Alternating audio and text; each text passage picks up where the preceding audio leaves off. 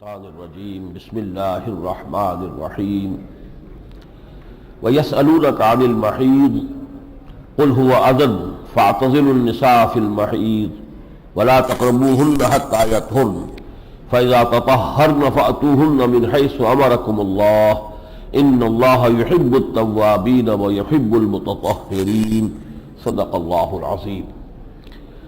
رب اشرح لی صدری ویسر لی امری واحلل عقدۃ من لسانی یفقہوا قولی۔ جیسے کہ میں نے عرض کیا تھا، اب اس کے بعد سورہ بقرہ میں نہایت تفصیل کے ساتھ عائلی قوانین بیان ہو رہے ہیں۔ میں غلطی سے 3 رکوع کہہ بیٹھا تھا، یہ 4 رکوع ہیں، 28واں، 29واں، 30واں، 31واں، 4 رکوع مسلسل۔ ایک مسئلہ یہ نوٹ کر لیجئے کہ بار بار لفظ آیا یسألونک یسألونک یسألونک، یہاں بھی آج شروع ہو رہا ہے وَيَسْأَلُونَكَ عَنِ الْمَحِيضِ۔ اے نبی، لوگ آپ سے پوچھ رہے ہیں حیض کے بارے میں، ایام ماہواری کا معاملہ جو عورتوں کا ہوتا ہے اس کے کیا احکام ہیں۔ تو یہ بات سمجھنے کی ہے کہ جب جو مکی دور تھا اس میں جو ایمان کی جد و جہد ہوئی اور لوگوں کے دلوں میں ایمان کو راسخ کیا گیا، اس کے نتیجے میں از خود ان کی طباع میں سوالات پیدا ہونے شروع ہو گئے۔ آگے تفصیلی چیزیں کہ یہ چیز صحیح ہے، غلط ہے، اللہ کے نزدیک اس کا کیا حکم ہے۔ یہی وجہ ہے کہ ان تمام احکام میں آپ دیکھ رہے ہیں کہ یسألونک عن الخمر والمیسر، دغدغہ ان کے اندر پیدا ہو چکا ہے، اس لیے کہ فطرت پاک ہو چکی ہے، اندر سے تزکیہ ہو چکا ہے، خود ان کے اندر سے وہ شکوک و شبہات ابھر رہے ہیں کہ غالباً یہ شراب کا معاملہ تو درست نہیں ہوگا، غالباً یہ جوئے کی صورت جو ہے یہ تو درست نہیں ہے۔ اس طرح وہ مسلسل سوال کرتے جا رہے ہیں اور ان کا جواب ہے کہ جو آ رہا ہے۔ اور یہی در حقیقت اصل ترتیب ہے، پہلے لوگوں کے اندر ایمان پیدا کیا جائے۔ ہم اس کی فکر نہیں کرتے، ٹیکن فار گرانٹڈ لیتے ہیں کہ جب یہ مسلمان ہے تو ایمان تو اس میں ہے، اب سارا واس جھاڑنا شروع کر دیتے ہیں عمل کا، جبکہ حقیقت کے اعتبار سے ایمان نہیں ہے۔ وہ جو بھی کچھ ہمارے پاس ہے وہ ایک ریشیل کریڈ ہے، ایک نسلی عقیدہ ہے، متوارث عقیدہ ہے، والدین سے آیا ہوا ڈوگما ہے، اس کا ہمارے فکر سے، ہماری سوچ سے، ہمارے ذہن کے اندر اس کی کوئی گہری جڑیں موجود نہیں ہے۔ لہذا اصل کرنے کا کام یہ ہے کہ لوگوں کے اندر پہلے ایمان پیدا کیا جائے، اور جب یہ ایمان پیدا ہوگا تو خود بخود ان کے اندر سے اپنی اصلاح کا جذبہ ابھرے گا، اور پھر وہ خود جاننا چاہیں گے کہ کیا حق ہے اور کیا غلط ہے اور کیا صحیح ہے، اور جیسے جیسے بات سامنے آئے گی گویا کہ وہ پہلے سے تیار ہوں گے کہ اس پر عمل شروع کر دیں۔ یہ جو 4 رکوع ہیں، ان میں جیسا کہ آپ نے دیکھا ایام ماہواری کے ضمن میں سوال پیدا ہوا، اس کا جواب ہے۔ پھر طلاق، اور طلاق کی 3 قسمیں، طلاق رجعی جس کے دوران شوہر جو ہے رجوع کر سکتا ہے، طلاق بائن جبکہ علیحدگی ہو جاتی ہے اور اس کے بعد اگرچہ نکاح ثانی دوبارہ نکاح کرنے کی گنجائش ہوتی ہے، اور تیسری اور سخت ترین اور مغلظ ترین طلاق ہے طلاق مغلظ، اور وہ ہے کہ جس کے بعد جب تک کہ اس عورت کا نکاح کسی اور مرد سے نہ ہو، اور پھر وہ مرد بھی کسی وجہ سے از خود، یہ نہیں کہ پہلے سے کوئی اس کا معاہدہ ہو، یہ چیز تو اس پر تو حضور نے لعنت فرمائی ہے، یہ حلالہ کرانے والا حلالہ کرنے والا دونوں پر لعنت ہے۔ وہ تو یہ کہ normal due course of time اگر ایسا ہو جاتا ہے کہ اس عورت کا دوسرے شوہر سے بھی نباہ نہیں ہوتا، اور پھر کہیں وہ سمجھتی ہے کہ اس سے تو وہ پہلے شوہر ہی کی طرف میں رجوع کر لوں، تو وہ اگر رجوع کرنا چاہے تو رجوع کر سکتے ہیں، لیکن یہ کہ اس کے بغیر نہیں۔ اب یہ طلاق کے احکام جو ہے یہ بہت تفصیلی ہے، اس وقت میں ان کا ترجمہ نہیں کر سکتا۔ پھر طلاق کی ایک دوسری شکل ہے جو عورت کی طرف سے ہو سکتی ہے، جس کا نام خلا ہے۔ خلا کے احکام بھی یہاں بیان ہوئے ہیں۔ پھر رضاعت کا معاملہ ہے کہ طلاق ہو گئی ہے یا کسی کی بیوی فوت ہو گئی ہے تو بچے کو دودھ پلانے کا معاملہ کیا ہوگا۔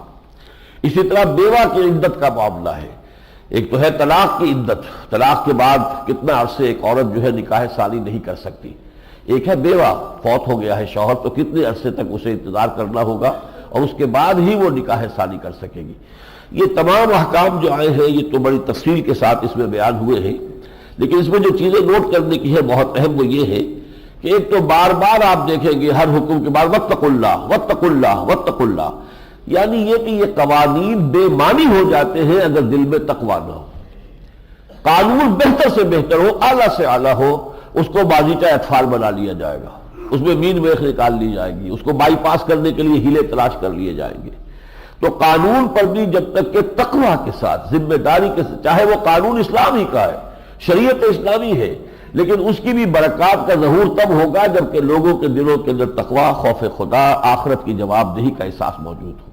تو تکرار جو ہے تقویٰ کی آپ کو ملے گی کہ خالی قانون سے بات نہیں بنتی جب تک کہ اللہ کا خوف اور محاسبہ اخروی کا خوف موجود نہ ہو۔ دوسری بات اس میں یہ آئی ہے کہ اس تقویٰ کو برقرار رکھنے کے لیے ظاہر بات ہے کہ اہم ترین شے جیسا کہ ہم دیکھ چکے ہیں، آج کا ہمارا جو سبق تھا شروع ہی اس سے ہوا تھا وَاسْتَعِینُوا بِالصَّبْرِ وَالصَّلَاةِ، تو وہی معاملہ یہاں بھی آیا ہے۔ نماز کے لیے حافظوا علی الصلوات والصلاۃ الوسطی، نمازوں کی پوری پوری محافظت کرو، اور خاص طور پر صلاۃ وسطی عصر کی نماز، یہ گویا کہ درمیانی نماز ہے، اس کے فوت ہونے کا زیادہ اندیشہ رہتا ہے، دوپہر کے قیلولے میں طوالت ہو گئی اور عصر کی جماعت جاتی نہیں۔ وَقُومُوا لِلَّهِ قَانِتِينَ، اور کھڑے رہا کرو اللہ کے سامنے فرما بردارانہ انداز میں۔ فَإِنْ خِفْتُمْ فَرِجَالًا أَوْ رُكْبَانًا، اور اگر کہیں خوف کی کیفیت تو یہ صلاۃ الخوف کا معاملہ ہے، تو پھر یہ ہے کہ چلتے ہوئے بھی اگر آپ گھوڑے پر سوار ہیں، چل رہے ہیں، تب بھی نماز اس بجائے اس کے کہ اترے اور نماز ادا کریں، گھوڑے کی پیٹھ پر نماز ادا کر لیں، اور چاہے یہ کہ آپ اونٹ کے اوپر سوار ہیں تب بھی آپ کر سکتے ہیں، پیادہ چل رہے ہیں، چلتے چلتے نماز ادا کر سکتے ہیں۔ فَإِذَا أَمِنْتُمْ فَاذْكُرُوا اللَّهَ كَمَا عَلَّمَكُمْ مَا لَمْ تَكُونُوا تَعْلَمُونَ، جب امن کی کیفیت میسر ہو جائے تو اب نماز اس طرح ادا کرو جیسے کہ اللہ نے تمہیں سکھائی ہے، جو تم نہیں جانتے تھے۔ یہاں نکتہ جو ہے سمجھنے کا یہ ہے کہ اللہ نے نماز قرآن میں کہاں سکھائی ہے، کہاں بتایا ہے کہ فجر کی 2 رکعتیں ہیں، مغرب کی 3 رکعتیں ہیں، کہاں بتایا ہے کہ ہر رکعت میں پہلے قیام ہے، پھر رکوع ہے، پھر قیام ہے، پھر سجود ہے، پھر بیٹھنا ہے، پھر سجود، یہ نہیں بتایا۔ تو اللہ جسے کہہ رہا ہے کما علمکم، اللہ نے تمہیں سکھایا ہے، در حقیقت وہ تعلیم اور تلقین ہے محمد الرسول اللہ صلی اللہ علیہ وسلم۔ اس لیے حضور نے فرمایا صلو کما رأیتمونی اصلی، نماز ایسے پڑھو جیسے کہ مجھے دیکھتے ہو کہ میں نماز پڑھ رہا ہوں۔ اور حضور کو بھی وہ سکھائی ہے حضرت جبرائیل علیہ السلام نے۔ 2 مرتبہ حضرت جبرائیل نے حضور کو 2 دن آ کر نمازیں پڑھائی 5، اور ان میں یہ کہ ایک دن اولین وقت کے اوپر، جب سے کہ وقت شروع ہو جاتا ہے، ظہر کا وقت شروع ہو گیا اول وقت پر، اور دوسرے روز آ کر اس کے آخری وقت پر جبکہ وقت ختم ہو رہا تھا، تاکہ معلوم ہو جائے کہ ان کا اوقات ان دونوں کے مابین ہے۔ تو یہ اللہ کی تعلیم بذریعہ جبرائیل محمد الرسول اللہ کو پہنچی اور محمد الرسول اللہ کے ذریعے سے ہمیں حاصل ہوئی۔ ایک بہت اہم جو فلسفہ دین کے اعتبار سے اہم آیت ہے وہ ہے کہ خواتین کے حقوق کا مسئلہ جو ہے، آپ کو معلوم ہے کہ یہ مرد اور عورت کے حقوق کا معاملہ جو ہے دنیا میں ایک پیچیدہ لا ینحل سا مسئلہ ہے، اور آج کی دنیا میں اس کو بہت اچھالا گیا ہے۔ فیمنزم کی ایک بہت عظیم تحریک ہے، مرد اور عورت کی بالکل مساوات، ہر اعتبار سے برابری، اس کا نعرہ یورپ میں لگا ہے، جس نے وہاں کے خاندانی نظام کو برباد کر کے رکھ دیا ہے۔ پورا معاشرتی ڈھانچہ جو ہے ٹوٹ پھوٹ کا شکار ہو چکا ہے، لیکن یہ کہ ہمارے ہاں اب وہ نعرہ لگ رہا ہے، اور ایک بیجنگ کانفرنس ہوئی، ایک قاہرہ کانفرنس ہوئی، تاکہ ایشیا میں جہاں زیادہ تر مسلمان ممالک ہیں، ان میں جو خاندانی نظام ابھی کسی درجے میں انٹیکٹ ہے، اس کو تباہ و برباد کر دیا جائے۔ یہ ساری تحریکیں جو ہے در حقیقت اس کا جو رد ہے اور سد باب ہے، یہاں بیان کیا گیا وَلَهُنَّ مِثْلُ الَّذِي عَلَيْهِنَّ بِالْمَعْرُوفِ، عورتوں کے حقوق بھی ویسے ہی ہیں جیسے کہ ان کی ذمہ داریاں اور فرائض ہیں۔ یہ لام حرف جار اور علا حرف جار، یہ آتا ہے عربی زبان میں، لام حق کے لیے اور علا ذمہ داری کے لیے۔ یہ تم پر ذمہ داری ہے، یہ تم پر ذمہ داری ہے، یہ علیکم، اور یہ تمہارا حق ہے لکم۔ جیسے فرمایا القرآن حجت لک او علیک، یہ قرآن یا تمہارے حق میں حجت بنے گا اور یا تمہارے خلاف استغاثہ لے کر کھڑا ہو جائے گا کہ اے اللہ یہ بدبخت مجھے پڑھتا تھا لیکن مجھ پر عمل نہیں کرتا تھا، اے اللہ یہ بدبخت مانتا تھا کہ میں تیرا کلام ہوں، مجھے پڑھتا ہی نہیں تھا۔ تو اللہ تعالیٰ کے ہاں یہ قرآن ہمارے خلاف حجت بن کر کھڑا ہو جائے گا، اور اگر ہم اس کی پیروی کریں یہ ہمارے حق میں شفاعت کرے گا، جیسے میں نے پہلے دن آپ کو حدیث سنائی تھی۔ تو القرآن حجت لک او علیک، لام حق کے لیے، علا یہ ہے ذمہ داری کے لیے۔ وَلَهُنَّ مِثْلُ الَّذِي عَلَيْهِنَّ بِالْمَعْرُوفِ، عورتوں کے حقوق ہے اسی کی طرح جیسے کہ ان کی ذمہ داریاں ہیں۔ اللہ تعالیٰ نے اس دین کے اندر مردوں کی ذمہ داریاں علیحدہ معین کی ہیں، عورتوں کی ذمہ داریاں علیحدہ معین کی ہیں، دونوں کے دائرہ کار علیحدہ علیحدہ جدا گانا طور پر متعین کر دیے ہیں۔ پھر فطرت نے، ظاہر بات ہے کہ اگلی نسل کی پیداوار جو ہے، پیدائش اور پھر پرورش، وہ ساری تو عورت کے ذمہ ہے، مرد کا اس میں کیا حصہ ہے؟ لیکن اس موجودہ نسل میں جو دفاع کی ذمہ داریاں ہیں، معاش کی ذمہ داریاں ہیں، یہ عورت پہ نہیں ڈالی ہیں، یہ مرد پر ڈالی ہیں۔ تو جیسے تقسیم فرائض ہے اسی کی مناسبت سے اللہ نے حقوق کا نظام رکھا ہے۔ وَلِلرِّجَالِ عَلَيْهِنَّ دَرَجَةٌ، اور مردوں کو عورتوں پر ایک درجہ حاصل ہے فوقیت کا، اس لیے کہ آئلی نظام میں اگر یہ دونوں مرد اور بیوی، شوہر اور بیوی، یہ بالکل برابر ہو جائیں اختیارات کے اندر، تو گھر کا جو ہے آپ کو معلوم ہے کہ وہ چولہے ڈھیلی ہو جائے گی۔ کسی بھی ادارے کا کے دو سربراہ نہیں ہو سکتے کہ جو مساوی اختیارات رکھنے والے ہوں۔ مینیجنگ ڈائریکٹر آپ کا ایک ہوگا، آپ 10 ڈائریکٹر بنا لیں، 20 بنا لیں، کوئی پرواہ نہیں۔ مینیجنگ ڈائریکٹر ایک ہو، 2 بنائیں گے تباہی آ جائے گی۔ تو خاندان ایک ادارہ ہے، ایک انسٹیٹیوشن ہے۔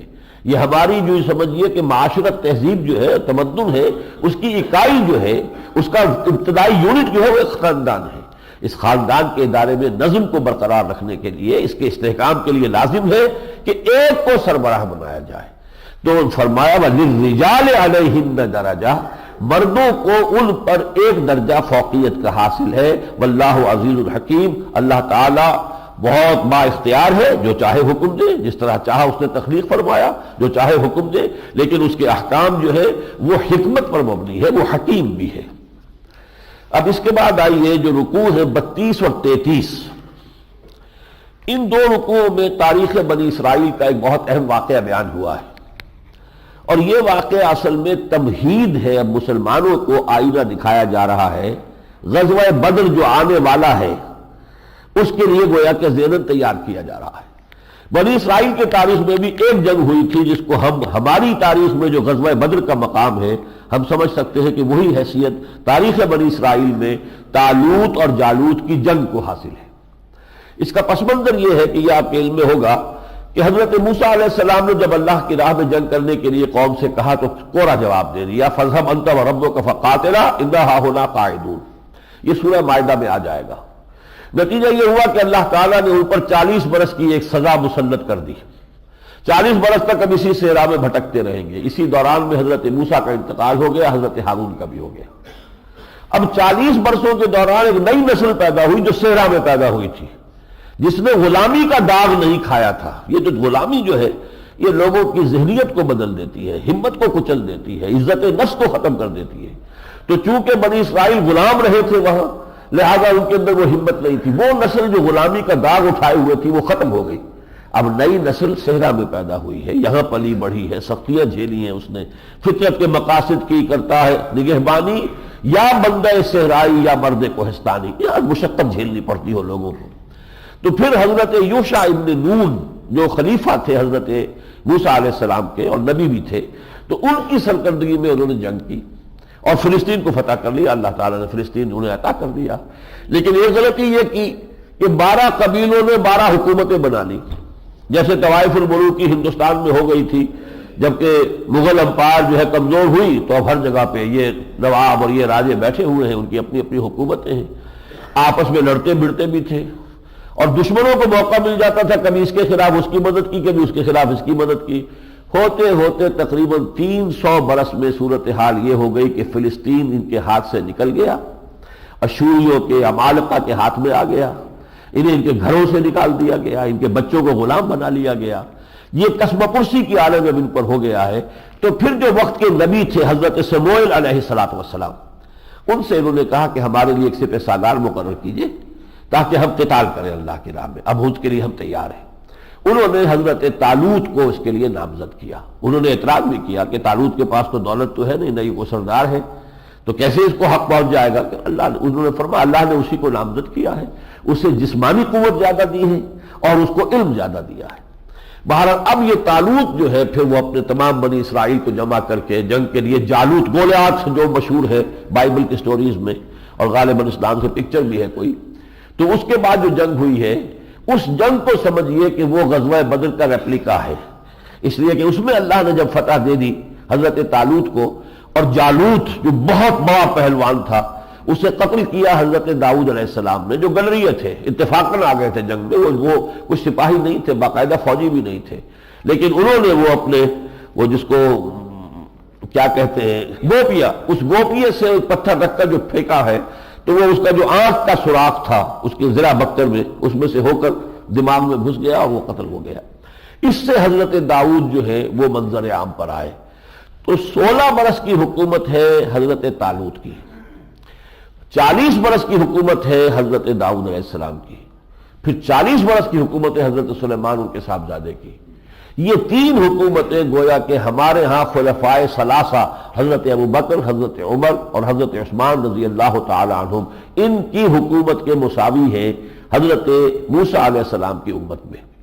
اس وقت بھی چونکہ تعداد کم تھی جو بھی یہ طالوت کے ساتھ نکلے تھے، لہذا وہ گھبرا بھی رہے تھے مقابلے سے، تو اس وقت بھی جو ان سے باتیں کہی گئی ہیں ان میں سے یہ باتیں جو نوٹ کرنے کی ہیں وہ یہ ہے کہ ان وقت ان کو کہا گیا کم من فئۃ قلیلۃ غلبت فئۃ کثیرۃ باذن اللہ واللہ مع الصابرین۔ کتنی ہی ایسے مواقع ہوئے ہیں کہ چھوٹی جمعیت غالب آ گئی ہے بڑی کثیر جمعیت کے اوپر اللہ کے اذن سے، لہذا ڈرو نہیں۔ اگرچہ جالوت جو ہے وہ بہت طاقتور ہے، بڑا پہلوان ہے، وہ مبارزت کرتا رہا اور کوئی نکلا نہیں میدان میں، وہ تو حضرت داؤد اتفاقاً آ گئے، انہوں نے کہا کہ اس شیطان نامختوم، یہ سب سے بڑی گالی تھی بنی اسرائیل کے نزدیک۔ حضرت ابراہیم علیہ السلام کی جو فطرت کی جو سنتیں ہیں ان میں سے ختنہ بھی ہے، تو بنی اسرائیل میں ختنہ چلتا تھا، اور یہ جو قومیں تھیں یہ غیر مختون تھی، ان کے ہاں ختنہ تھا نہیں، تو اس نامختون کو میں کیفر کردار کو پہنچاؤں گا، تو انہوں نے اپنے گوپیے سے اسے ہلاک کیا۔ بہرحال اس کے نتیجے میں پھر حکومت قائم ہوئی، اور ساتھ ہی پھر ایک دعا جو انہوں نے کی تھی اس وقت وہ یہاں بیان کر دی گئی۔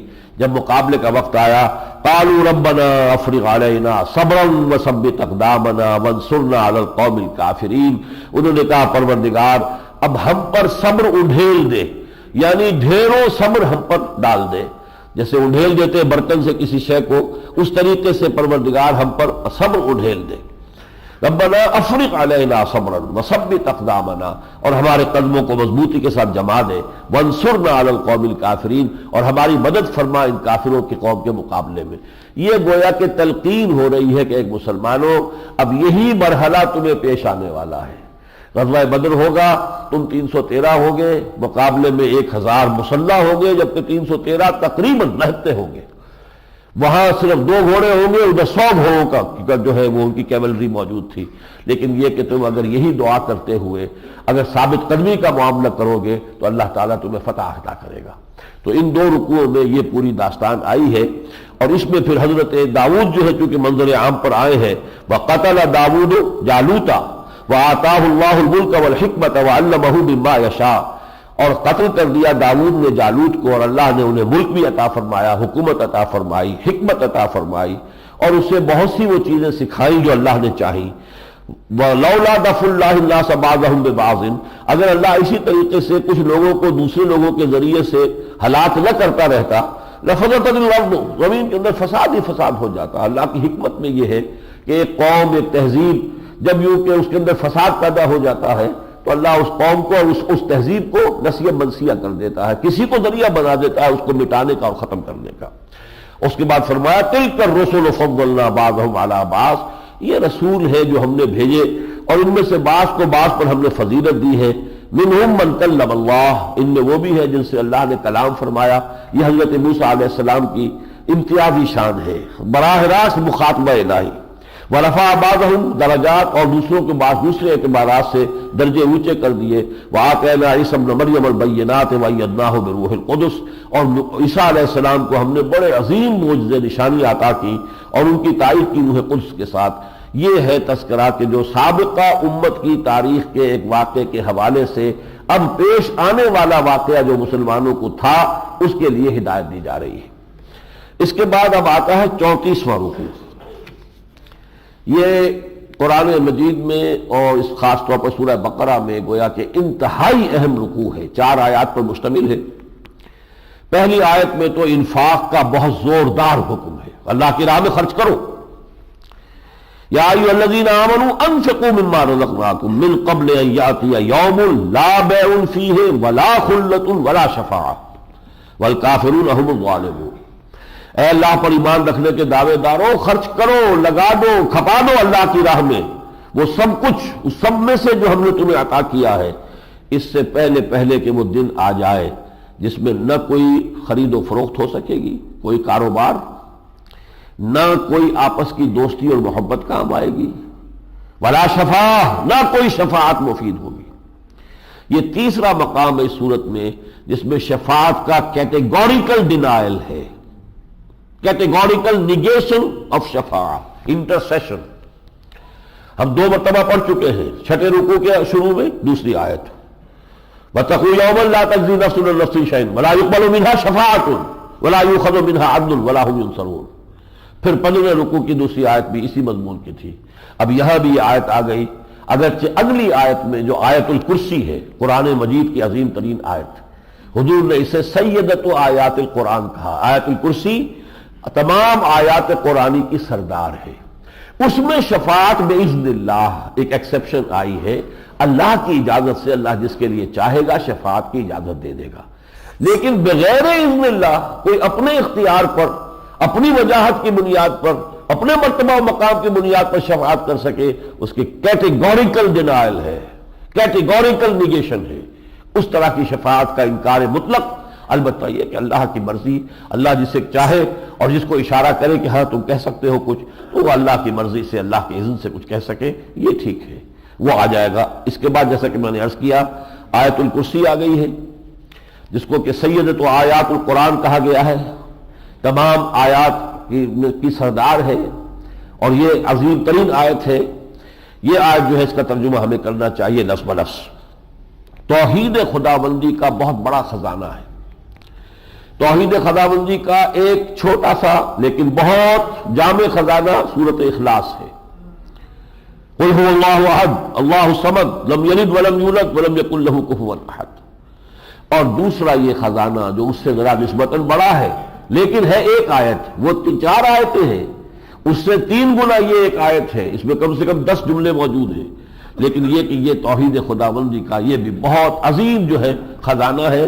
وہاں توحید ذاتی کا معاملہ زیادہ نمایاں ہے، یہاں توحید صفاتی کا معاملہ زیادہ نمایاں ہے۔ اللہ لا الہ الا ہو، اللہ وہ ہستی ہے جس کے سوا کوئی الہ نہیں، کوئی معبود نہیں۔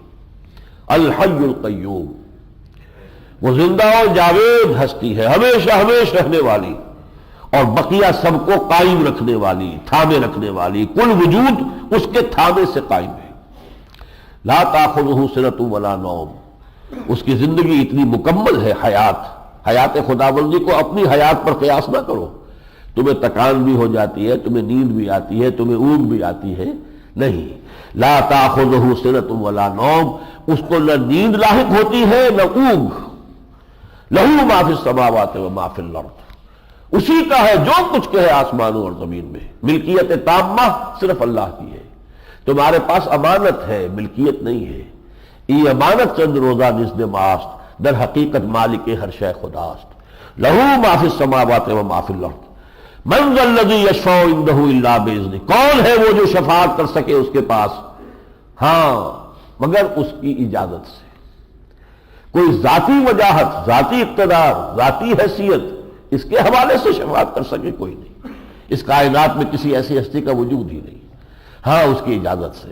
لیکن ذرا دیکھیے انداز ہے، من ذا الذی یشفع عندہ، کون ہے وہ، ہے کون ہو سکتا ہے جسے یہ حق حاصل ہو، الا باذنہ، مگر اس کی اجازت سے۔ یعلم ما بین ایدیہم وما خلفہم، وہ جانتا ہے جو کچھ ان کے سامنے ہے اور جو کچھ ان کے پیچھے ہے۔ دنیا میں آپ کہیں کسی کی سفارش کرنے جاتے ہیں تو آپ کہتے ہیں کہ اصل مسئلہ میں جانتا ہوں، جو فیکٹس آن دی فائل ہے ان سے معاملہ مختلف ہے، میں آپ کو بتاتا ہوں مسئلہ یہ ہے۔ تو کیا اللہ کو بھی جا کر کوئی یہ کہہ سکتا ہے کہ آپ نہیں جانتے میں جانتا ہوں؟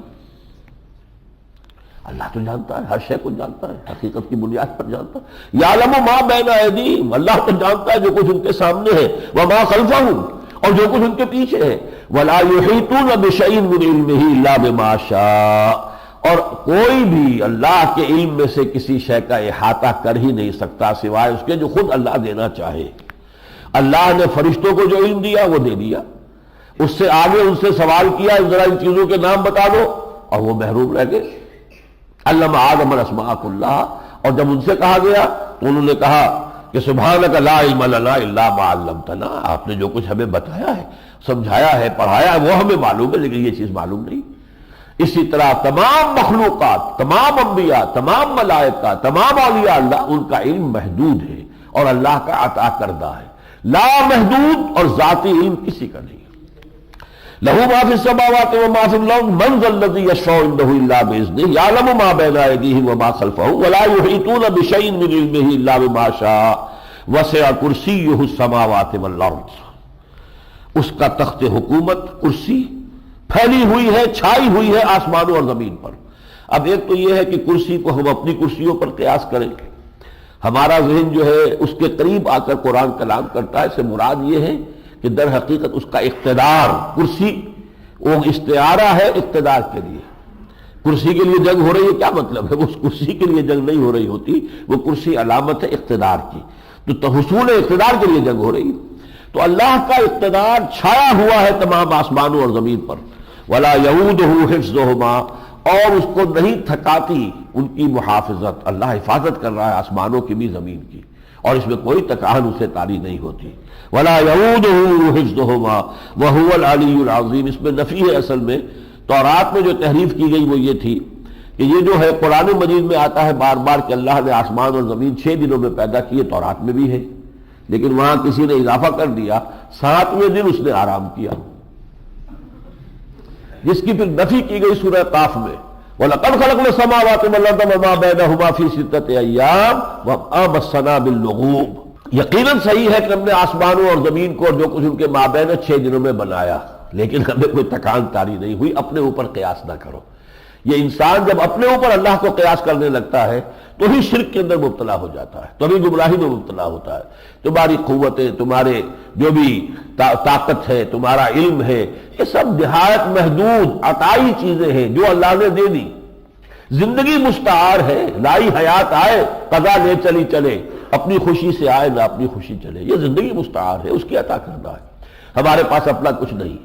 مجھ میں کچھ نہیں، جو کچھ ہے سو تو ہے. ہندی زبان کا دوہا بڑا عمدہ ہے. تیرا تجھ کو سونپتے کیا لاگت ہے موئے. جب سب کچھ ہے ہی تیرا، میں تیری جناب میں پیش کر رہا ہوں، تیرا تجھ کو سونپتے کیا لاگت ہے موئے، اس سے میرا کیا نقصان ہوتا ہے؟ جب میرا ہے ہی نہیں، ہے ہی تیرا، میں سب کچھ تیری راہ میں لگا رہا ہوں. وَهُوَ الْعَلِيُّ الْعَظِيمُ. وہ بہت بلند و بالا ہے، بہت عظمت والا ہے. اس کے بعد پھر ایک عظیم آیت ہے، لا اکراہ فی الدین. دین میں کوئی جبر نہیں ہے. آج تک ہماری پوری تاریخ میں کسی شخص کو جبرن مسلمان نہیں بنایا گیا. ہاں، مسلمان سے جبرن عمل کرایا جائے گا. اگر تم مسلمان ہو، نماز پڑھنی پڑے گی، نہیں پڑھو گے جوتے لگیں گے، کوڑے لگیں گے، جب تک کہ توبہ نہیں کرو گے کہ ہاں اب نماز کی پابندی کروں گا. اسلامی نظام میں اسلامی قانون پر جبرن عمل کرایا جائے گا. کس سے؟ مسلمان سے. جب تم دعویٰ کرتے ہو کہ میں اللہ کو مانتا ہوں، رسول کو مانتا ہوں، قرآن کو مانتا ہوں، تو اس پر عمل کرو. لیکن کسی غیر مسلم کو جبرن مسلمان نہیں بنایا جائے گا. لا اکراہ فی الدین. کوئی جبر نہیں ہے دین میں. قد تبین. اس کو بھی آج کل کے آزاد خیال لوگ جو ہیں وہ اس کو اس غلط معنی میں لیتے ہیں کہ دین کے احکام کے اندر بھی کوئی جبر نہیں ہے. دین کے احکام میں جبر ہے. تم نے مانا ہے تو اب عمل کرو، تمہیں اس کا تقاضے پورے کرنے ہوں گے، یا سیدھے سیدھے باہر نکل جاؤ. لا اکراہ فی الدین قد تبین الرشد من الغی. کامیابی واضح ہو چکی ہے، سعادت کا راستہ ممیز ہو چکا ہے کجی سے، گمراہی سے. فمن یکفر بالطاغوت ویؤمن باللہ. تو جو کوئی کفر کرے طاغوت کا اور ایمان لائے اللہ پر. یہ بہت اہم ہے. کفر بالطاغوت مقدم ہے، پھر ایمان باللہ جو ہے معتبر ہوگا. طاغوت کون ہے؟ طغا، سرکش. جو بھی اللہ کے حکم سے سرتابی کر رہا ہے، چاہے تمہارا باپ ہو وہ طاغوت ہے، چاہے تمہاری اپنی قوم ہو، اللہ کے احکام کو نہیں مان رہی، وہ طاغوت ہے. طغا جو اللہ کی سرکشی کر رہا ہے، اللہ کے احکام سے سرتابی کر رہا ہے، وہ کفار ہے، شیطان ہے، شیطان کی ذریت مانوی ہے، سلمی ہے، وہ امریکہ ہے، وہ کوئی اور ہے، جو بھی ہے، جو بھی اللہ کے احکام کے مقابلے میں سرکشی کر رہا ہے وہ طاغوت ہے. طغا کہتے ہیں کہ طغیانی کسے کہتے ہیں؟ دریا کا پانی اپنی حدود میں بہ رہا ہے، ٹھیک ہے، حدود سے نکل گیا، یہ طغیانی ہے. دریا کو اپنی موج کی طغیانیوں سے کام. تو طغا در حقیقت ہر وہ ادارہ، ہر وہ شخص، ہر وہ انسٹیٹیوشن طاغوت ہے جو اللہ تعالیٰ کے احکام کا پابند نہیں ہے. مومن فقط احکام الہی کا ہے پابند، تقدیر کے پابند جمادات و نباتات، اور مومن فقط احکام الہی کا ہے پابند یا پابندی ہے. تو طاغوت کا کفر اور انکار، اور طاغوت کے تحت اگر آپ رہ رہے ہیں، آج ہم کہاں زندگی گزار رہے ہیں؟ کیا اسلامی نظام قائم ہے پاکستان میں؟ طاغوت ہے. نہ امریکہ میں ہے نہ یہاں، کوئی فرق ہی نہیں۔ تو اس میں لازم ہو جاتا ہے اس بندہ مومن کے لیے کہ ریکنسائل نہ کرے ذہن اس نظام کو، اس نظام کے ساتھ وفاداری کا دم نہ بھرے، اس نظام کے تحت پھلنے پھولنے کی کوشش نہ کرے، بلکہ اس کے ساتھ رہے انڈر پروٹیسٹ کہ اس نظام کو بدلنا ہے، اپنی توانائیاں قوت صلاحیتیں اس کے لیے وقف کرے کہ اس نظام کو بدل کر اور حق کا بول بالا کرنا ہے۔ تب وہ اس نظام میں سے اگر کوئی اپنی ضرورت کے مطابق اپنی زندگی کا تسلسل برقرار رکھنے کے لیے کچھ فائدہ اٹھا رہا ہے تو وہ جائز ہوگا، ورنہ اگر اس نظام کو ذہناً تسلیم کر لیا، ریکنسیلیشن، اور پھر اس کے تحت آپ پراسپر کرنے کی فکر کر رہے ہیں، پروان چڑھنے کی، پھلنے پھولنے اور پھیلنے کی کوشش ہو رہی ہے، تو اس کا تو مطلب یہ کہ آپ اس نظام طاغوت کے وفادار ہیں، لہذا پھر اللہ سے بے وفائی ہے، پھر اللہ کے مقابلے میں آپ سرکش ہو گئے۔ وَمَن يَكْفُرْ بِالطَّاغُوتِ وَيُؤْمِن بِاللَّهِ فَقَدِ اسْتَمْسَكَ بِالْعُرْوَةِ الْوُثْقَىٰ لَا انفصام لَهَا، جو طاغوت کا کفر کرے اور اللہ پر ایمان لائے وہ ہے کہ جس نے مضبوط کنڈے کو پکڑ لیا ہے۔ لا انفصام، یہ کنڈا اب نکلنے والا نہیں ہے، ٹوٹنے والا نہیں ہے۔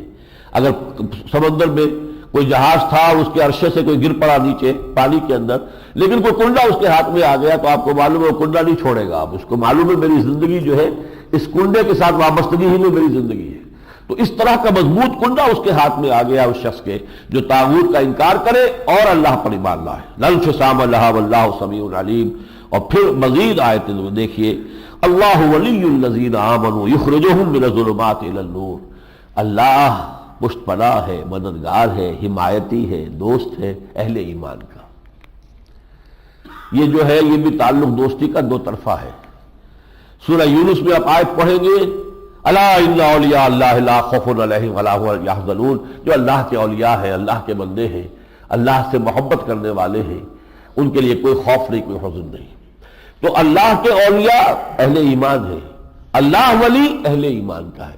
جیسے وہ ذکر تھا فاذکرونی اذکرکم، اسی طریقے سے آگے چل کر آئے گا ان تنصروا اللہ ینصرکم ویثبت اقدامکم، اگر تم اللہ کی مدد کرو گے اللہ تمہاری مدد کرے گا۔ اسی طریقے سے یہ بھی ہے تم اللہ کے دوست بن جاؤ اللہ تمہارا دوست بن جائے گا۔ اور اللہ دوست بن کر کیا کرتا ہے؟ اللہ ولی الذین آمنوا یخرجہم من الظلمات الی النور، اللہ دوست ہے، حمایتی ہے، پشت پناہ ہے اہل ایمان کا، انہیں نکالتا رہتا ہے اندھیروں سے روشنی کی طرف، ذہنی اندھیرے، نظریات کے اندھیرے، افکار کے اندھیرے، عقائد کے اندھیرے، اعمال کے اندھیرے، ان سب سے نکال کر وہ نور کی طرف مسلسل بہاتا رہے گا۔ والذین کفروا اولیاءہم الطاغوت، اور جو لوگ کفر کی روش اختیار کرتے ہیں اب ان کے دوست اور ساتھی بن جاتے ہیں طاغوت، شیطان، اور شیطان کی جو لشکر ہے اب وہ ان کے ساتھی ہے، یا شیطان کے جو ایجنٹ انسانوں میں ہیں، ایک شیطان کے پیروکار ہیں جنات میں سے، اور ایک شیطان کے پیروکار اور اس کے ایجنٹ ہے جو اس اصل شیطان کے بھی کان کاٹ دے، وہ انسانوں میں شیطان ہے۔ اب یہ ان کے ساتھی ہوں گے، یخرجوہم من الظلمات الی النور والذین کفروا اولیاءہم الطاغوت یخرجونہم من النور الی الظلمات، ان کا کام یہ ہے کہ کچھ تھوڑی بہت روشنی اگر ہے بھی علم کی، عقیدے کی، ایمان کی، ان سے نکال کر ظلمات میں، کفر میں، شرک میں، نفاق میں، ان کے مختلف تاریکیوں کے اندر لے جاتے رہتے ہیں۔ اولئک اصحاب النار هم فیہا خالدون، یہ لوگ ہیں جہنمی اور اس میں ہمیشہ ہمیشہ رہیں گے۔ 35ویں رکوع میں 3 واقعات کا تذکرہ ہے، جن میں سے 2 کا تعلق حضرت ابراہیم کی شخصیت سے ہے اور 1 کا تعلق حضرت عزیر علیہ السلام کی شخصیت سے۔ الم تر الی الذی حاج ابراہیم فی ربہ، حضرت ابراہیم کی جب پیشی ہوئی ہے نمرود کے دربار میں اور انہوں نے پوری جرأت کے ساتھ اور جسارت کے ساتھ کھل کر کہا ہے کہ میں اس اللہ کو مانتا ہوں تمہیں نہیں مانتا رب، وہ بھی ربوبیت کا مدعی تھا کہ میں ہوں رب، جیسے فرعون کی بات ہے انا ربکم الاعلی، تو وہ بھی اسی طریقے سے اس کا مدعی تھا۔ اور حضرت ابراہیم نے کھڑے ہو کر جب انکار کیا ہے تو اس نے کہا کہ تمہارا رب کون سا ہے؟ حضرت ابراہیم نے فرمایا ربی الذی یحیی و یمیت، جو زندہ بھی رکھتا ہے اور مارتا بھی ہے۔ قال انا احیی و امیت، اس نے کہا میں بھی مار سکتا ہوں، زندہ رکھ سکتا ہوں۔ 2 قیدی منگوائے جو جیل میں تھے، جو لوگ کنڈیمڈ تھے، سزائے موت ہو چکی تھی، ایک کو وہیں دربار میں گردن مار دی، ایک کو آزاد کر دیا، دیکھو میرا اختیار ہے، میں نے اس کو زندہ رکھا، اسے مار دیا۔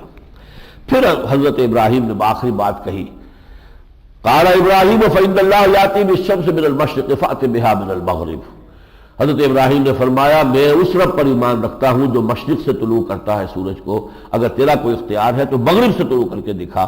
فبہت الذی کفر، تو مبہوت ہو کر رہ گیا وہ کافر۔ ایک واقعہ یہ ہے۔ دوسرا واقعہ حضرت عزیر کا ہے۔ جب یہ حضرت ابراہیم، حضرت داؤد اور سلیمان علیہ السلام کے دور حکومت کے بعد زوال آیا ہے بنی اسرائیل میں، تو ان کے اوپر ایک وہ بڑا سخت ترین دور آیا جب عراق کے بادشاہ، بابل کے بادشاہ، پرانے زمانے میں عراق کو بابل کہتے تھے، بیبیلون، نبوکدنضر، اس نے حملہ کیا 586 قبل مسیح میں۔ 6 لاکھ یہودیوں کو قتل کیا، 6 لاکھ کو وہ قیدی بنا کر لے گیا، اور یروشلم کی اینٹ سے اینٹ بجا دی۔ ہیکل سلیمانی جو حضرت سلیمان نے تعمیر کیا تھا اسے مسمار کر دیا، ایک متنفس باقی نہیں چھوڑا۔ اندازہ کیجئے 12 لاکھ کی آبادی کا شہر آج سے 2500 سال قبل، 2600 برس قبل جو ہے وہ شہر کتنا آباد تھا، لیکن اس کے بعد خاک اڑ رہی ہے، مٹی ہے، کوئی متنفس نہیں۔ حضرت عزیر کا گزر ہوا، اس تباہی کا منظر دیکھ کر زبان سے الفاظ نکل گئے۔ اب اس کا تذکرہ ترجمہ میں کر دیتا ہوں۔ او کالذی مر علی قریۃ وہی خاویۃ علی عروشہا، یا اس مسئلے اس شخص کے معاملے کو یاد کرو کہ جس کا گزر ہوا ایک بستی پر سے، وہ بستی جو ہے وہ اپنی چھتوں پر اوندھی پڑی ہوئی تھی۔ جب کوئی مکان گرتا ہے تو چھت نیچے ہو جاتی ہے، دیواریں اس کے اوپر آتی ہیں۔ قال انا یحیی ہذہ اللہ بعد موتہا، انہوں نے یہ دل میں کہا کہ اس بستی کے اس طرح اجڑ جانے کے بعد اللہ کیسے اسے دوبارہ آباد کر سکتا ہے۔ ایک ذہن میں اشکال وسوسہ پیدا ہوا کہ اب یہ بستی دوبارہ نہیں بچ سکتی، یہ تو اس طرح تباہ و برباد ہو گئی، ایک متنفس نہیں، 2 اینٹیں قائم نہیں ہے صحیح۔ فاماتہ اللہ 100 عام، تو ان پر اللہ نے 100 برس کے لیے موت وارد کر دی۔ ثم بعث، پھر 100 برس کے بعد اٹھایا۔ قال کم لبثت، پوچھا کتنے عرصے رہے ہوگے؟ قال لبثت یوما و بعض یوم، ایک دن رہا ہوگا یا دن کا کوئی حصہ۔ ظاہر بات ہے کہ کیا پتہ موت کی حالت میں کتنا وقت گزر گیا۔ قال بل لبثت 100 عام، نہیں، اللہ نے فرمایا تم 100 برس رہے ہو۔ فانظر الی طعامک و شرابک لم یتسنہ، اب ہماری قدرت کے مظاہر دیکھ لو، تمہارا وہ پینے کا سامان جو بھی مشروب تھا ساتھ، اور تمہارا کھانا جو تمہارے ساتھ تھا، دیکھ لو وہ صحیح سالم ہے، تازہ ہے، ان میں سے کوئی چیز بسی نہیں ہے۔ لیکن دوسری طرف منظور الی حمارک، ذرا دیکھو اپنے اس گدھے کو جو تمہاری سواری کا گدھا تھا، وہ مر چکا، ہلاک ہو چکا، گوشت گل چکا، ہڈیوں کے پنجرا پڑا ہوا ہے زمین پر۔ فانظر الی حمارک ولنجعلک آیۃ للناس، ہم چاہتے ہیں کہ تمہارے لیے اور تمہیں ایک نشانی بنا دے لوگوں کے لیے۔ وانظر الی العظام کیف ننشزھا، ذرا دیکھو تمہاری نگاہوں کے سامنے کیسے ہم ہڈیوں کو اٹھاتے ہیں اس گدھے کی، ثم نکسوھا لحما، پھر کیسے تمہاری نگاہوں کے سامنے اس پر گوشت چڑھاتے ہیں۔ فلما تبین لہ، جب یہ سب کچھ ان پر واضح ہو گیا، قال اعلم ان اللہ علی کل شیء قدیر، تو انہوں نے کہا مجھے پورا یقین ہو گیا کہ اللہ ہر شے پر قادر ہے۔ یہ معاملہ تاریخی اعتبار سے بھی جان لیجئے کہ یروشلم جو برباد ہوا ہے نبوکدنضر کے ہاتھوں، جسے بخت نصر کہہ دیتے ہیں اردو میں، وہ 586 قبل مسیح میں ہے۔ اور حضرت عزیر کی قیادت میں جب بنی اسرائیل کی واپسی شروع ہوئی ہے یروشلم کی، اور وہ کیوں ہوئی تھی؟ ذوالقرنین کہ خورس، سائرس جو ایران کا بادشاہ تھا، اس نے عراق پر حملہ کیا تھا، اور اس نے پھر نبوکدنضر کے جو بھی وہ وہاں وارثین تھے انہیں شکست دینے کے بعد دشمن کا دشمن اپنا دوست بن جاتا ہے، تو یہود کو اجازت دے دی کہ تم جاؤ واپس یروشلم کو آباد کر لو۔ اب وہاں سے ان کی 150 برس بعد واپسی ہو رہی ہے، 450 قبل مسیح میں پھر واپسی ہوئی ہے۔ یہ جو 136 برس کا وقفہ ہے، اس میں حضرت عزیر 100 برس اس میں سے سوئے رہے ہیں، اور 36 برس پھر انہوں نے جا کر ان میں تبلیغ کی ہے، دعوت دی ہے، توبہ کی منادی کی ہے، اللہ تعالیٰ کے نظام میں توبہ کرو تاکہ اللہ کی رحمتیں تم پر تمہارے شامل حال ہوں، جس کا ظہور ہوا پھر کہ خورس یا سائرس اس کی شکل میں، اور پھر انہیں نجات ملی، پھر انہوں نے آ کر دوبارہ اپنا ہیکل تعمیر کیا۔ یہ دوسرا ہیکل وہ ہے جو پھر مسمار کیا ہے سن 70 عیسوی میں ٹائٹس رومی جنرل نے، سن 70 سے لے کر آج 1998 ہے، 1928 برس سے یہ ہیکل سلیمانی دوبارہ مسمار پڑا ہوا ہے۔ صرف اس کی ایک دیوار ہے، ویلنگ وال بچی کھچوی ہے، وہ وہاں یہودی جاتے ہیں، ماتم کرتے ہیں، سر ٹکرانا چاہتے ہیں، روتے ہیں وہ اپنا۔ لیکن اب جو حالات آ رہے ہیں محسوس ہوتا ہے کہ بہت جلد وہ اب مسجد اقصیٰ کو گرا کر اور اس کی جگہ پر اپنا اوریجنل ٹیمپل آف سولومن ہیکل سلیمانی کو وہ تعمیر کریں گے۔ یہ صورتحال جو ہے مشرق وسطیٰ کے اندر ایک بہت بڑے ہنگامے کا سر آغاز بنے گی۔ تیسرا واقعہ اس میں آیا ہے حضرت ابراہیم کا بھی اسی طرح، وَإِذْ قَالَ إِبْرَاهِيمُ رَبِّ أَرِنِي كَيْفَ تُحْيِي الْمَوْتَىٰ، ابراہیم نے بھی اپنے پروردگار سے درخواست کی تھی، پروردگار مجھے دکھا تو مردہ کو زندہ کیسے کرے گا۔ قَالَ أَوَلَمْ تُؤْمِنْ، اللہ نے پوچھا کیا تم ایمان نہیں رکھتے؟ قَالَ بَلَىٰ، ایمان تو ہے، وَلَٰكِن لِيَطْمَئِنَّ قَلْبِي، البتہ یہ چاہتا مجھے پورا اطمینان ایسا ہو جائے، میرا دل جو ہے ٹھک جائے، اس میں کوئی شک اور شبہ کی گنجائش نہ رہے۔ تو اللہ تعالیٰ نے ان کو بھی اپنا مشاہدہ کرایا۔ قَالَ فَخُذْ أَرْبَعَةً مِّنَ الطَّيْرِ، 4 پرندوں کو تم لے لو، فَصُرْهُنَّ إِلَيْكَ، اپنے سے انہیں ملا لو، مانوس کر لو، ثُمَّ اجْعَلْ عَلَىٰ كُلِّ جَبَلٍ مِّنْهُنَّ جُزْءًا، پھر ان کا قیمہ کرو اور 4 پہاڑوں پر جا کر ان کے وہ بوٹیاں ان کے حصے رکھاؤ، ثُمَّ ادْعُوهُنَّ، پھر ذرا ان کو پکارو، یاتینک سایہ، وہ دوڑتے ہوئے تمہارے پاس آ جائیں گے۔ وَاعْلَمْ أَنَّ اللَّهَ عَزِيزٌ حَكِيمٌ، اور جان لو کہ اللہ تعالیٰ زبردست ہے، حکمت والا۔ اس کے بعد رکوع آتے ہیں یہ 36 اور 37۔ یہ قرآن مجید میں ضربہ سلام ہے انفاق فی سبیل اللہ پر۔ دیکھیے قتال فی سبیل اللہ، انفاق فی سبیل، یہ پیرل انداز میں آ رہے تھے، قتال کرو اللہ کی راہ میں، انفاق کرو اللہ کی راہ میں۔ پھر 2 رکوع آ گئے قتال کی ایک خاص واقعہ جو کہ بنی اسرائیل کی تاریخ میں ہوا تھا، طالوت اور جالوت کی جنگ، اور اس کے حوالے سے مسلمانوں کو پیش کی جو ہے نقشہ دکھا دیا گیا کہ یہی مرحلہ اب تمہارے ہاں آنے والا ہے۔ یہاں اب یہ 2 رکوع ہے جو انفاق فی سبیل اللہ پر ضربۃ السلام ہے پورے قرآن مجید کے اندر سب سے زیادہ جامع مفصل۔ مثل الذین ينفقون اموالهم فی سبیل اللہ کمثل حبۃ انبتت 7 سنابل فی کل سنبلۃ 100 حبۃ واللہ یضاعف لمن یشاء واللہ واسع علیم۔ انفاق فی سبیل اللہ کا اجر کتنا کچھ ملے گا اللہ کے ہاں سے، اس کے لیے مثال دی ہے۔ مثال ان لوگوں کی جو خرچ کرتے ہیں اپنے مال اللہ کی راہ میں، ایسے ہے جیسے کہ ایک دانہ، گندم کا ایک دانہ یا کسی اور جنس کا دانہ، اس کو اگر زمین میں تم بو دیتے ہو، حبۃ انبتت من 7 سنابل، تو جو پودا نکلا اس میں 7 بالیاں یا سٹے ہو گئے۔ اگر وہ کارن ہے، مکئی ہے، تو اس میں سے اس کے پودے کے اندر 7 سٹے لگے ہوئے، فی کل سنبلۃ 100 حبۃ، اور ہر سٹے کے اندر 100 دانے موجود ہیں۔ گویا ایک دانے سے 700 دانے اللہ تعالیٰ اس دنیا میں تمہاری نگاہوں کے سامنے لا رہا ہے۔ اسی طرح پروردگار تمہارے جو کچھ اللہ کی راہ میں تم انفاق کرو گے 700 گنا اجر تو اس کا دے گا ہی، لا محالہ۔ واللہ یضاعف لمن یشاء، اس سے بھی آگے دگنا کرے گا جس کو چاہے گا۔ اس کے ہاں یہ حساب کتاب اس معنی میں نہیں ہے، تو تمہارے لیے ایک تمثیل بیان کی گئی ہے، ورنہ 700 گنا کی بھی اس کے ہاں قید نہیں ہے، بغیر حساب دیتا ہے۔ واللہ یرزق من یشاء بغیر حساب۔ اس کے بعد ان 2 رکوعوں میں تفصیل میں جانے کا وقت نہیں ہے۔ اجر و ثواب کا تو یہ مسئلہ ہے کہ جس کی ایک تفصیل کے دامن سے معاملہ آ گیا، پھر ایک فرق واضح کیا گیا ہے۔ انفاق اللہ کے ہاں وہی مقبول ہے جو خالصتاً اس کی رضا کے لیے کیا گیا، جس میں کوئی ریاکاری نہ ہو، دکھاوے کی بات نہ ہو، یہ مشہور نہ کرانا ہو کہ بڑا فلانتھروپسٹ ہے اور بہت ہی یہ تو جو ہے پیسے خرچ کرنے والا ہے اور بڑے اس نے امدادی ادارے قائم کیے، نہیں۔ کوئی بھی ایسی شے اگر نیت میں آ گئی تو وہ زیرو ہے، زیرو سے ضرب کھا کے بڑی سے بڑی رقم زیرو ہو جائے گی، اللہ کے ہاں اس کی نفی ہو جائے گی۔ تو اصل مثال جو ہے، اصل جو بھی اللہ کا وعدہ ہے وہ ہے انفاق اللہ کی راہ میں مگر خلوص کے ساتھ، ابتغاء مرضات اللہ، اللہ کی رضا کے حصول کے لیے کہ اللہ راضی ہو جائے، اس کے لیے خرچ کیا جا رہا ہے اللہ کے دین کے لیے، تو اللہ جو ہے وہ 700 گنا اس سے بھی بڑھ کر اجر و ثواب دے گا۔ لیکن اگر لوگوں کے اندر اپنی دولت مندی کا مظاہرہ کرنا ہے یا اپنی سخاوت کا جو ہے مظاہرہ کرنا ہے کہ لوگ کہیں کہ یہ بڑا سخی ہے، اگر ایسی چیز نیت میں آ گئی، اگر آپ کی نیت میں نہیں ہے کوئی تعریف کر رہا تو آپ کو کوئی حرج نہیں، آپ کی نیت میں نہ ہو۔ اگر آپ کی نیت کے اندر جو ہے یہ دوغلا پن ہے تب تو یہ زیرو سے ضرب دے دے گا ہر چیز کو، لیکن اگر آپ کی نیت میں نہیں ہے تو اگر کوئی آپ کی کسی نیک کام کی شہرت بھی ہو جاتی ہے تو یہ اللہ تعالیٰ کی طرف سے بشارت ہے، اس میں کوئی حرج نہیں ہے۔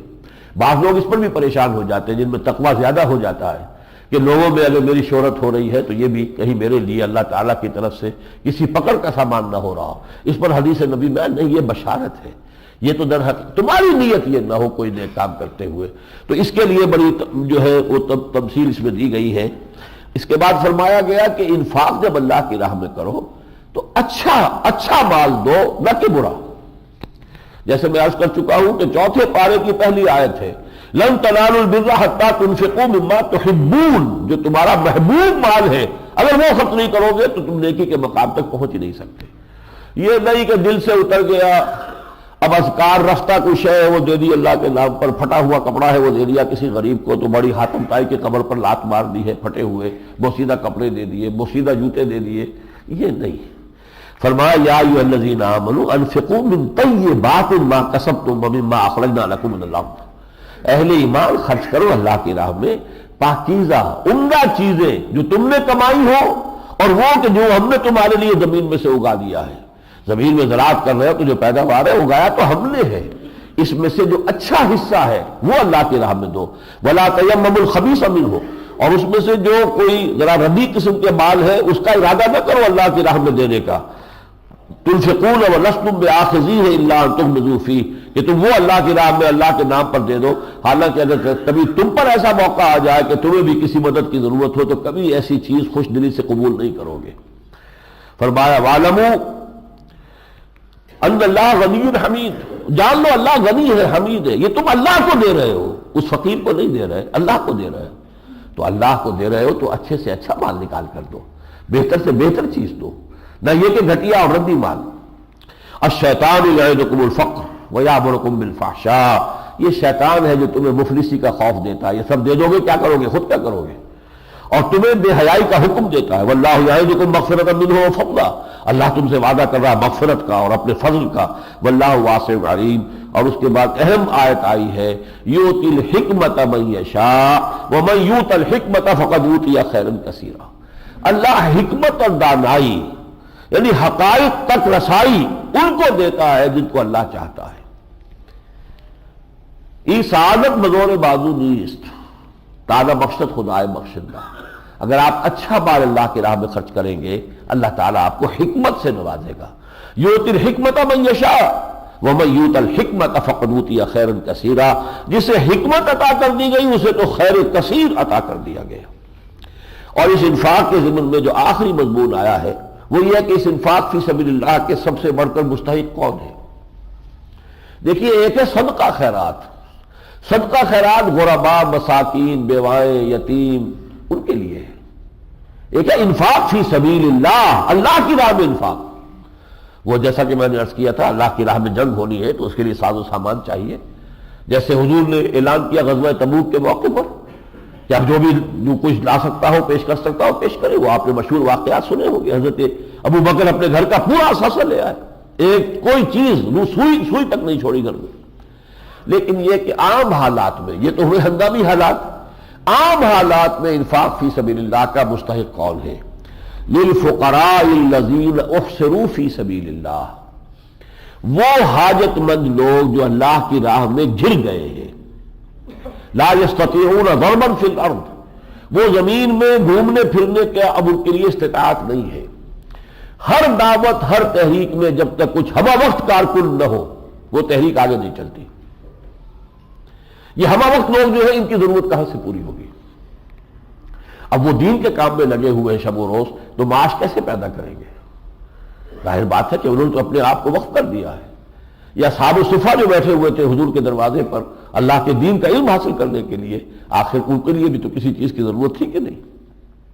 وہ لوگ جو گھر گئے ہیں خدمت دین کے اندر اس طریقے سے وہ منہمک ہو گئے ہیں، مصروف ہو گئے ہیں، مشغول ہو گئے ہیں، ہمتن لگ گئے ہیں کہ اب ان کے لیے اپنی معاش پیدا کرنے کے لیے زمین میں چلت پھرت ممکن نہیں ہے. یحسبهم الجاہل اغنیاء من التعفف، اور ایسے لوگ ظاہر بات ہے کہ خیرات مانگا نہیں کرتے. یہ خیراتی یہ لوگ جو ہے سائلین میں سے نہیں ہے. لہذا عام دیکھنے والا یہ سمجھتا ہے کہ ان کو کوئی ضرورت ہے ہی نہیں. اغنیاء من التعفف، جب وہ سوال نہیں کرتے مانگتے نہیں تو اس کی وجہ سے عام لوگ سمجھیں گے جو ناواقف ہیں ان کے حالات کو جانتے نہیں ہیں کہ یہ تو غنی ہے. تعرفهم بسیماہم، تم انہیں پہچان لوگے ان کے چہروں سے. ظاہر بات ہے کہ اگر احتیاج ہوتی تو چہرے پر اس کا کوئی اثر ہوتا ہے. کوئی سوال کرے نہ کرے لا یسألون الناس الحافا، وہ لوگوں سے مانگتے نہیں ہیں، سوال نہیں کرتے لپٹ کر، جیسے کہ فقیر جو ہے لپٹ کر عیدین میں اور جمعے کی نمازوں میں وہ آپ سے کچھ نہ کچھ جیب سے نکلوا لیتے ہیں، یہ ان کی محنت مزدوری ہے، یہ آپ کی خیرات نہیں ہے، تو اپنی ان کی ایک محنت ہے، نکلوا لیتے ہیں کوشش کر کے۔ یہ ظاہر بات ہے یہ لوگ جو دین کے لیے اپنے آپ کو ہمتن لگا چکے ہوں، وہ اس طرح کا کردار ان کا نہیں ہوگا۔ وما تنفقوا من خیر فإن اللہ بہ علیم، اور جو کچھ تم خیر میں سے خرچ کرو گے اللہ کے علم میں ہوگا۔ یہ ہے گویا کہ عام حالات میں انفاق فی سبیل اللہ کی سب سے بڑی مد۔ جو لوگ اپنے آپ کو ہمتن ہمہ وقت دین کے کام میں لگا دیں، ان کی معاشی ضروریات کی کفالت، اور پھر جب کوئی ہنگامی مرحلہ آئے، کوئی جنگ ہے، اس کے لیے جو ضرورت ہے جب سامان کی اور اسلحہ کی اور رسد کی، اس کے لیے خرچ کرنا۔ یہ رکوع ختم ہوتے ہیں، بلکہ اس سے پہلے اگلا رکوع شروع ہو گیا ہے، لیکن یہ بحث ختم ہو رہی ہے۔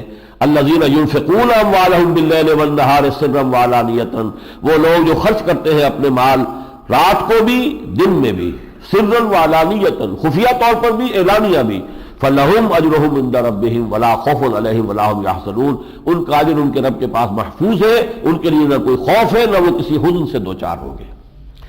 اس کے بعد جو رکوع آیا ہے، یہ یہاں تک تو 37 رکوع ہو گئے، یہ 38واں رکوع ہے اہم ترین موضوع پر، یہ ہے سود کی حرمت۔ یہ معاملہ جو ہے اس قدر اہم ہے کہ ایک پورا رکوع اس پر آیا ہے۔ کسی اور حرام شے کے ذکر پر قرآن مجید میں اتنی تشریح، اتنی تفصیل، اتنی بحث، اتنی لے دے، اتنی رد و قضا موجود نہیں۔ اور یہاں بھی یہ ہے کہ انفاق کے فوراً بعد اصل میں کیا ہے، جو میں نے کہا تھا سرپلس ویلیو، آپ کی ضرورت سے زائد جو کچھ آپ کے پاس ہے وہ در حقیقت آپ کا نہیں ہے، اللہ نے آپ کو آزمانے کے لیے آپ کے مال میں رکھ دیا تھا۔ یا تو غرباء اور مساکین کو دے کر فارغ ہو جاؤ، یا اللہ کے دین کے لیے لگا دو۔ اسے ریٹین کرنا، اسے جمع کرنا، الذی جمع مالہ وعددہ یحسب ان مالہ اخلدہ، اس کے لیے تو فرمایا ویل لکل ہمزۃ لمزہ الذی جمع مالا وعددہ یحسب ان مالہ اخلدہ۔ یہ دے دینا کے اندر عافیت ہے۔ لہذا انفاق، اور آپ انفاق نہیں کرتے، سود پر رقم انویسٹ کر رہے تاکہ مزید کمائیں، یہ اس کی ضد ہو گئی۔ یہ گویا کہ دو متضاد رویے ہوئے کہ جو بھی آپ کے پاس عفو ہے، جو آپ کی ضرورت سے زائد ہے، ایک تو یہ ہے کہ آپ اسے دے دیں انفاق فی سبیل اللہ یا صدقے کے اندر دے دیں، دوسرا اس کے برعکس ہے کہ سود پر لگائیں۔ تو یہ ہے بدترین شے اور پہلی ہے بہترین شے۔ الذین یاکلون الربا لا یقومون الا کما یقوم الذی یتخبطہ الشیطان من المس، وہ لوگ کہ جو سود کھاتے ہیں وہ نہیں کھڑے ہوں گے یا نہیں اٹھیں گے قیامت کے دن مگر اس طرح جیسے کہ کوئی شخص جسے کہ شیطان نے مس کر کے مخبوط بنا دیا ہو، پاگل بنا دیا ہو۔ ذالک بانہم قالوا انما البیع مثل الربا، اور یہ اس لیے کہ انہوں نے یہ بات کہہ دی کہ بیع سے خرید و فروخت بھی تو ربا کے مانندی ہے۔ میں نے 100 روپے کی ایک چیز خریدی، 110 میں بیچ دی، 10 بچ گئے۔ 100 روپے کسی کو دیے ایک مہینے کے لیے، 110 لے لیے، تو یہ بھی برابر ہے، اس میں کیا فرق ہے؟ یہ کیسے ہو گیا کہ وہ حرام اور یہ حلال؟ وَأَحَلَّ اللَّهُ الْبَيْعَ وَحَرَّمَ الرِّبَا، جبکہ اللہ نے بیع کو حلال کیا ہے اور ربا کو حرام کیا ہے۔ تم کون ہوتے ہو؟ Who are you؟ اللہ کا اختیار ہے جو حکم دینا چاہے۔ یہاں یہ بھی ہو سکتا تھا اللہ حکمت بیان کرتا کہ ان میں فرق کیا ہے بیع میں اور ربا میں، لیکن نہیں۔ اگر تم اللہ کو مانتے ہو، اللہ کے رسول کو مانتے ہو، قرآن کو مانتے ہو، تمہارے لیے یہ بات کافی ہونی چاہیے کہ اللہ نے ایک شے کو حرام کیا ہے۔ اس کے لیے دلیل طلب کرنا جو ہے وہ در حقیقت اپنے ایمان کی کمزوری کا اظہار کرنا ہے۔ یا قرآن پر ایمان نہیں، یا محمد پر ایمان نہیں، کسی پر تو ایمان نہیں۔ احل اللہ البیع وحرم الربا، اللہ نے بیع کو حلال کیا ہے اور ربا کو حرام کیا ہے۔ فمن جاءہ موعظۃ من ربہ فانتہی فلہ ما سلف، تو جس شخص تک بھی یہ موعظت نصیحت پہنچ گئی اس کے رب کی جانب سے اور وہ باز آ گیا، تو جو کچھ پہلے گزر چکا، جو کھا پی چکا وہ اسے معاف ہو جائے گا۔ وامرہ الی اللہ، اس کا معاملہ اللہ کے حوالے رہے گا۔ ومن عاد، اور جو اس آیت کے نزول کے بعد بھی دوبارہ ارتکاب کرے گا اسی جرم کا، فاولئک اصحاب النار هم فیہا خالدون، یہ جہنمی ہے اور ہمیشہ ہمیشہ رہنے والے ہیں۔ خلود فی النار کفار کے لیے ہے، یہاں اس کا مطلب یہ ہے کہ اللہ تعالیٰ ان کو کفار کے اندر کھلے کھلے کافروں میں شریک کر رہا ہے۔ اولئک اصحاب النار هم فیہا خالدون۔ یمحق اللہ الربا ویربی الصدقات، یہاں پھر دیکھیے دونوں متضاد چیزوں کو جمع کر دیا۔ اللہ تعالیٰ ربا کو مٹاتا رہتا ہے، برباد کرتا رہتا ہے اور صدقات کو پروان چڑھاتا ہے۔ ربا جس معاشرے میں آتا ہے دو برائیاں اس سے پیدا ہوتی ہیں، ان امپلائمنٹ اور انفلیشن، اور جتنا جتنا ریٹ آف انٹرسٹ بڑھتا ہے اتنی ہی ان امپلائمنٹ بڑھتی ہے، اتنی انفلیشن بڑھتی ہے، ڈائریکٹلی پروپورشنل ہے یہ دونوں چیزیں۔ یہ محق ہے، ربا کے ذریعے سے جو نظام جو ہے برباد ہوتا ہے انسانی معیشت کا، وہ در حقیقت ان دو اعتبارات سے ہے۔ جبکہ اللہ تعالیٰ صدقات کو پروان چڑھاتا ہے، جس معاشرے میں یہ خیر اور صدقات کا مرحلہ ہوگا، لوگوں میں خوشحالی بھی ہوگی، اس سے معیشت جو ہے اس کو ایک انسینٹیو ملے گا اور وہ معیشت صحت مند معیشت ہوگی، اس کے اندر جو ہے برکات پیدا ہوگی۔ واللہ لا یحب کل کفار نثیم، اللہ کو بالکل پسند نہیں ہے ناشکرے اور گناہگار۔ ان الذین آمنوا وعملوا الصالحات واقاموا الصلاة وآتوا الزکاة لهم اجرهم عند ربهم، یقیناً جو لوگ ایمان لائے اور جنہوں نے نیک اعمال کیے اور نماز قائم رکھی اور زکوٰۃ ادا کرتے رہے، ان کے لیے اجر ہے ان کا ان کے رب کے پاس۔ ولا خوف علیہم ولا هم يحزنون، ان کے لیے نہ کوئی خوف ہے اور نہ کسی حزن سے دوچار ہوں گے۔ یا ایھا الذین آمنوا اتقوا اللہ وذروا ما بقی من الربا، اے اہل ایمان اللہ کا تقوی اختیار کرو، چھوڑ دو جو بھی سود میں سے بچ گیا ہے، جو بھی باقی ہے چھوڑ دو، ان کنتم مؤمنین، اگر تم مومن ہو۔ فإن لم تفعلوا، اور اگر تم ایسا نہیں کرو گے، فأذنوا بحرب من اللہ ورسولہ، تو سن لو الٹیمیٹم ہے اللہ اور اس کے رسول کی طرف سے تمہارے خلاف۔ وَإِن تُبْتُمْ فَلَكُمْ رُءُوسُ أَمْوَالِكُمْ، اگر تم توبہ کر لو باز آ جاؤ تو راس المال تمہارا جو اصل رقم ہے اس کا تمہارا حق ہے، وہ تمہیں واپس مل جائے گی۔ لا تظلمون ولا تظلمون، نہ تم ظلم کرو نہ تم پر ظلم کیا جائے۔ تمہارا اصل سرمایہ مارا جائے گا تو تم پر ظلم ہو جائے گا، تم سود لیتے ہو تو تم ظلم کر رہے ہو۔ وَإِن كَانَ ذُو عُسْرَةٍ فَنَظِرَةٌ إِلَىٰ مَيْسَرَةٍ، اور اگر مقروض جو ہے وہ ذرا تنگی میں ہے تو پھر اسے مہلت دو کہ وہ آسانی کی حالت تک پہنچ جائے۔ وَأَن تَصَدَّقُوا، اور اگر جو وہ تنگی میں ہے تمہارا مقروض، صدقہ ہی کر دو، معاف کر دو اس کو۔ وَأَن تَصَدَّقُوا خَيْرٌ لَكُمْ، یہ تمہارے لیے کہیں بہتر ہے، ان کنتم تعلمون، اگر تم حقیقی علم رکھتے ہو۔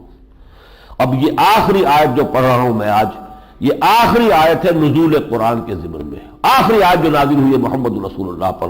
وَاتَّقُوا يَوْمًا، اور ڈرتے رہو اس دن سے، ترجعون فیہ الی اللہ، جس دن کہ تم اللہ کی طرف لوٹائے جاؤ گے۔ ثم توفی کل نفس ما کسبت، پھر ہر ذی نفس کو، ہر جان کو پورا بدلہ دے دیا جائے گا جو کمائی اس نے کی ہوگی۔ وہم لا یظلمون، اور کسی پر کوئی زیادتی اور ظلم نہیں ہوگا۔ بارک اللہ لی ولکم فی القرآن العظیم ونفعنی وإیاکم بالآیات والذکر الحکیم۔